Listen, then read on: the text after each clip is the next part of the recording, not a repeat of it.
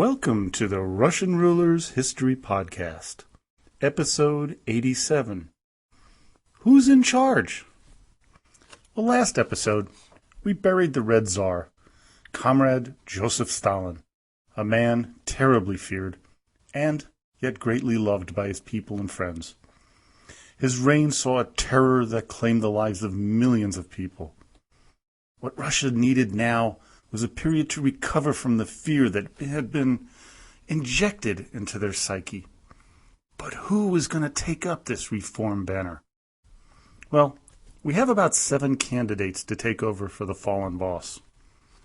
We have Beria, Malenkov, Khrushchev, Bulganin, Kaganovich, Voroshilov, and Molotov. The first 4, though, were the leading candidates.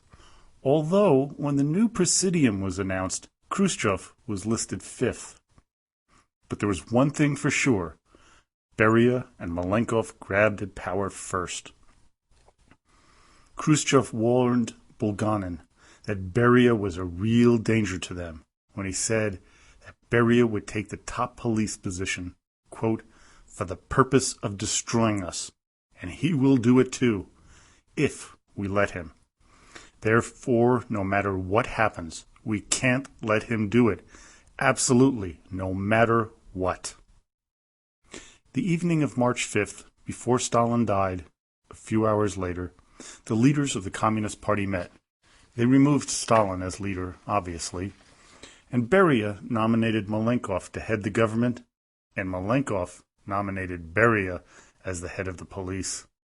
All now knew that Khrushchev was right in his assessment.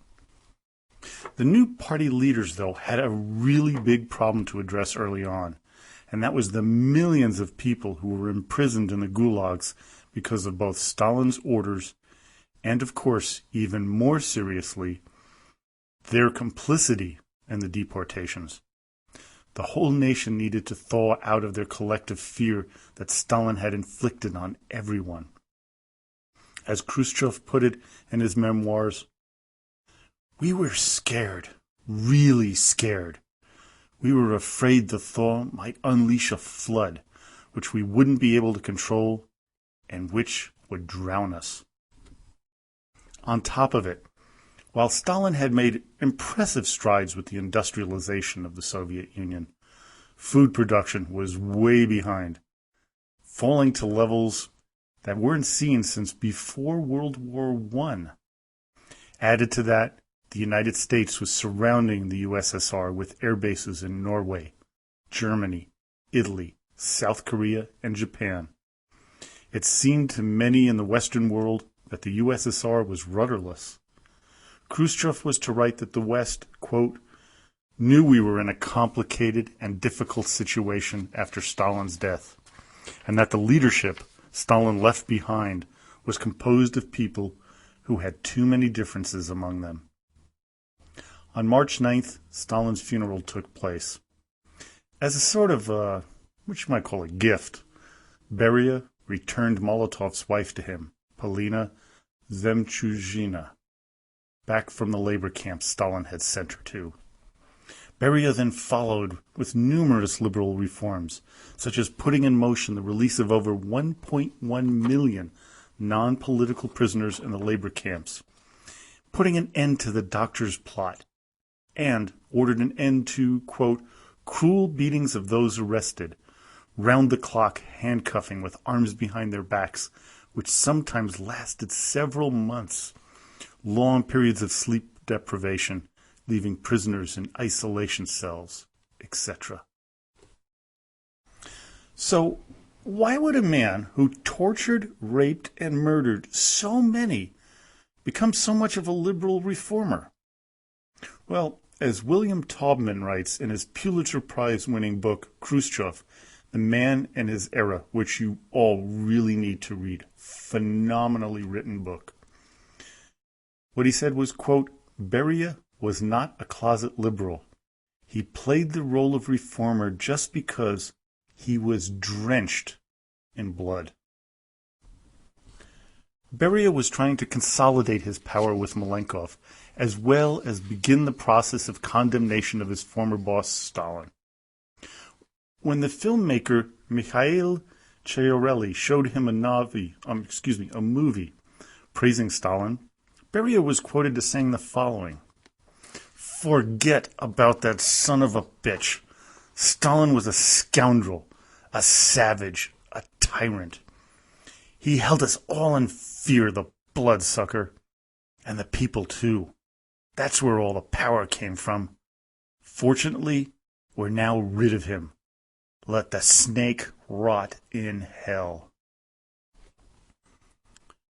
Strangely, one reform Beria proposed was allowing East Germany to leave the Soviet bloc and reunite with the West. And this has only been found recently, after Perestroika, that we know that this was even being discussed. Molotov, who was now foreign minister again, questioned the new leader about this policy change, to which Beria responded, "Because all we need is a peaceful Germany, whether it is socialist or not, isn't important to us." Well, this position raised quite a few eyebrows and was part of the impetus used by his enemies to take him down. At this time, there were three men now thought of as being the controlling troika in the first few post-Stalin days, and that was Beria, Malenkov, and the newly added Khrushchev. Now, there are some sources that I've read, they mention Molotov, but I don't buy that, as Stone Arse was not a real significant player and didn't have really a mind much of his own. He was always led by the nose by Stalin, and even though the others were under control of Joseph Stalin, I honestly don't think that Molotov was the power broker that many that I've read on the internet, especially that bastion of mistakes, Wikipedia. Khrushchev was included by the original pair for two reasons. One was because Beria didn't view Nikita as being a threat, and secondly, as Pyotr Demichev, a former Khrushchev aide, said, Nikita Sergeyevich, of course, tried to get along with him, although he hated and feared him. Beria sensed that Khrushchev couldn't be ignored, so he treated him carefully. Khrushchev truly feared and despised Beria, as did many members of the Presidium, and certainly the military hated him, as they were appalled that he would even think of giving East Germany away after the millions of brave Red Army soldiers who died in the Great Patriotic War. How could he even think of dishonoring those men and the citizens of the Soviet Union who paid the ultimate price against the hated Germans? It was, of course, only 8 years after the end of the war, and the horrors still burned brightly in the Russian psyche. It was now Khrushchev's job to lay a trap for Beria, one that would have to be planned very carefully, as Beria had a large security force at his beck and call, and if he caught wind of it, he most certainly would arrest and execute all involved. So, must be asking, how did Nikita Sergeyevich pull off the dastardly deed, with Beria having eyes and ears everywhere, as he was the head of the secret police?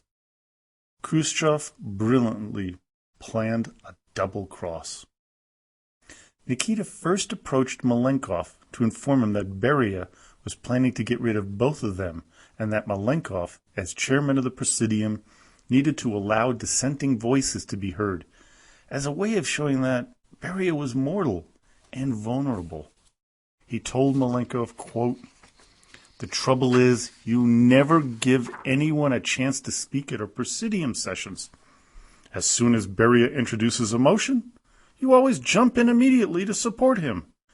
Give the rest of us a chance to express ourselves for once, and you'll see what happens. Control yourself. Don't be so jumpy. You and I put the agenda together, so let's include for discussion some matters on which we believe Beria is mistaken. Then we'll oppose him." At the next Presidium meeting, Molotov questioned the German decision, and Khrushchev supported his views. This made Beria question Khrushchev. But he swerved privately and blamed Malenkov for allowing dissension at the session.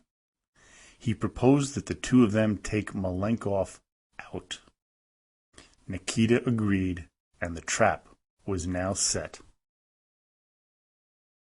It is obvious that after this, that Beria's men began to hear rumors of a coup as Khrushchev visited Voroshilov, Bulganin, Kaganovich, Molotov, and finally, and very carefully, Mikoyan.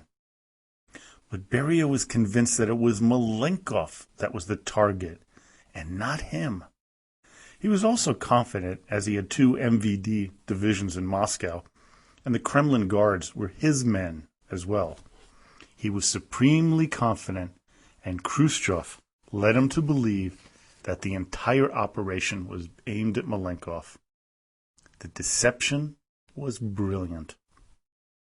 Khrushchev needed armed allies, so he called the chief of the Moscow Air Defense Forces, Kirill Moskalenko, who was a close friend from their days together in the Ukraine during World War II. He told him to bring cigars to a meeting at the Kremlin to discuss air defense readiness. Khrushchev asked him, "Do you understand me?" "I understood," Moskalenko recalled. Cigars meant weapons. This was a dangerous ploy, as only security guards were allowed to carry guns in the Kremlin. Moskalenko recruited 6 men to come with him, including the highly respected war hero Marshal Georgy Zhukov, and future ruler of the Soviet Union, someone we mentioned for the first time now, Leonid Brezhnev. They got into the Kremlin and were ushered into a room next to where the meeting of the Presidium of the Council of Ministers was to be held. They were then told by Khrushchev, Molotov, and Bulganin what they were there to do: arrest Beria. It was June 26, 1953, and according to Taubman, this is how things went down. The meeting began about noon and lasted about 2 hours. Malenkov apparently made the case against Beria, seconded by others. Khrushchev, who spoke especially sharply, according to Mikoyan, charged that Beria had once worked for the British intelligence, and that since Stalin's death he had been trying to undermine socialism and legalize arbitrary rule. "Beria was no communist," said Khrushchev. "He's a careerist who has wormed his way into the party for self-seeking reasons. His arrogance is intolerable. No honest communist would ever behave the way he does." At first, Beria didn't realize the seriousness of the situation. "What's with you?" he demanded. "Are you looking for a flea in my pants?" Later, he admitted to mistakes, but asked not to be expelled from the party. As Malenkov began summing up, he pressed a button, summoning the military men in the next room, and declared, "As chairman of the Council of Ministers of the USSR, I request that you take Beria into custody pending an investigation of the charges made against him." When Zhukov shouted, "Hands up!" Beria reached for his briefcase on a nearby windowsill. Fearing the case contained a gun, Khrushchev seized Beria's arm. Beria was shocked as he fully expected Malenkov to be arrested, not him. The plotters had successfully eliminated the one man they all feared and loathed. Now it was time to put him on trial and execute the butcher. A series of fabricated charges, reminiscent of the Stalinist-era trials, were drummed up, and on December 18th, the 6-day trial of Beria and 6 of his associates began. The charges were the typical ones of treason, terrorism, and counter-revolution. A list of all the rape victims of Beria was also introduced as evidence. On day 6, the verdict, which was preordained, was read, condemning to death all the men immediately. Here again is how Taubman describes it. Following Presidium directives that dictated the verdict in advance, the special judicial panel declared Beria and his men guilty on all counts and sentenced them to be shot in the same bunker in which the trial was held. After the sentence was pronounced, guards removed Beria's prison shirt, leaving him in a white undershirt, tied his hands behind his back, and attached the rope to a hook hammered into a wooden board designed to shield witnesses from ricocheting bullets. When Beria tried to speak, Rudenko ordered him gagged with a towel. Beria wasn't dispatched by an ordinary executioner, but by a 3-star general, A. Batitsky. At the very last minute, witnesses saw Beria's eyes protruding wildly just above the bandage across his face. Batitsky fired directly into Beria's forehead. Immediately afterward, the corpse was incinerated at the Donskoy crematorium. At the next plenum meeting of the Central Committee, Malenkov, Mikoyan, Kaganovich, and Molotov all cautiously and somewhat timidly denounced Beria as an evil henchman who was responsible for many of the atrocities of the Stalin era. Khrushchev was the star, though. Simonov writes, "You could tell from his account that it was Khrushchev himself who had played the main role, that he had initiated the action, that he had turned out to be more penetrating, more talented, more energetic, and more decisive than the others." Now, next time, we're going to have a kind of a special podcast, as I'll be reading a part of Khrushchev's secret speech denouncing Joseph Stalin, which is where he made his mark as the de facto ruler of the Soviet Union. And the reason I'm doing this is I want to start ending the discussions of Joseph Stalin and moving on from there. We have to understand that there was a purge of the psyche of Russia. And we are going to skip a few years, and then the podcast after that will return to the early years of Khrushchev and how he rose to power. Now, today we're going to have a person of focus, and that is Lazar Kaganovich. Born in 1893 in the village of Kabani, near Kiev, he was the son of Jewish parents and was to become one of the most trusted and brutal aides of Joseph Stalin. His career in the Bolshevik Party started in 1911 when he followed his brother, Mikhail, who was already a member.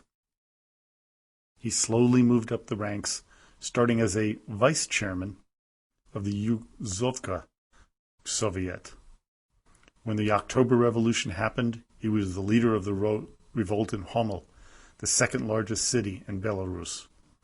Then, in 1918, he moved up to become the Commissar of the Red Army Propaganda Department.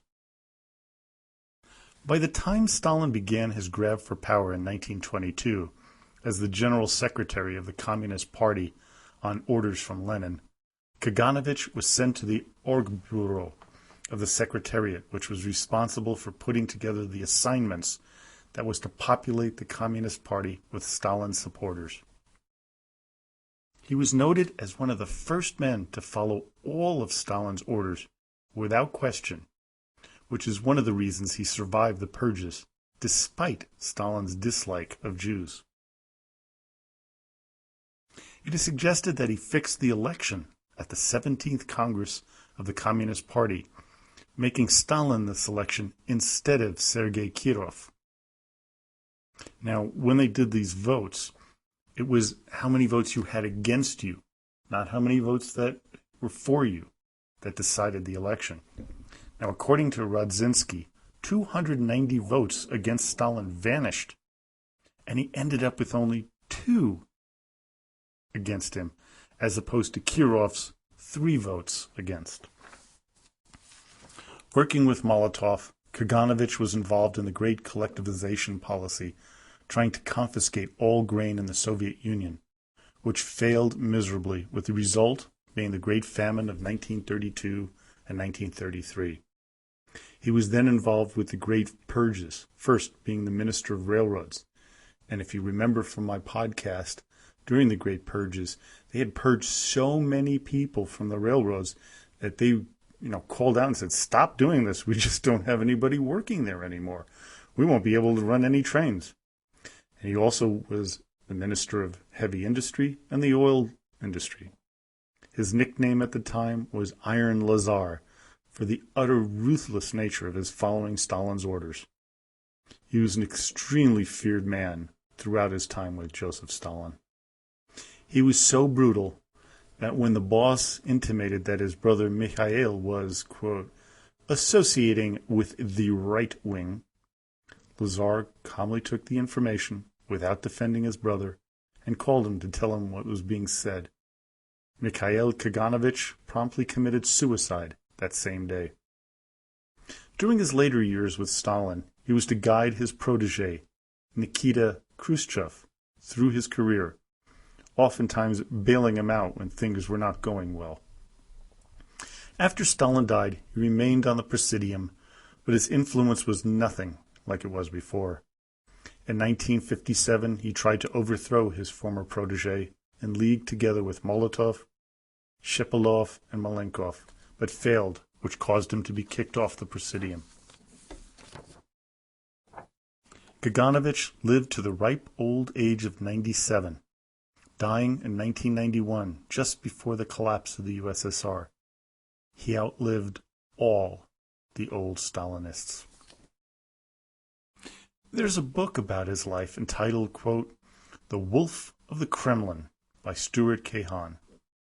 There were a number of claims made in the book that are highly controversial and disputed, including that Stalin had married his sister, Rose.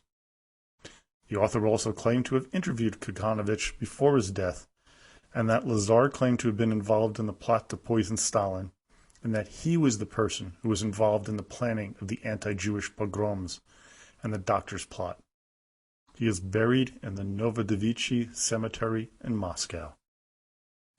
Well, I hope you enjoyed today's and a shorter podcast, a little longer than the average ones of the past, but shorter than the ones we've had recently. I kind of wish it would be a little longer, but my real life is starting to get in the way of writing up longer podcasts.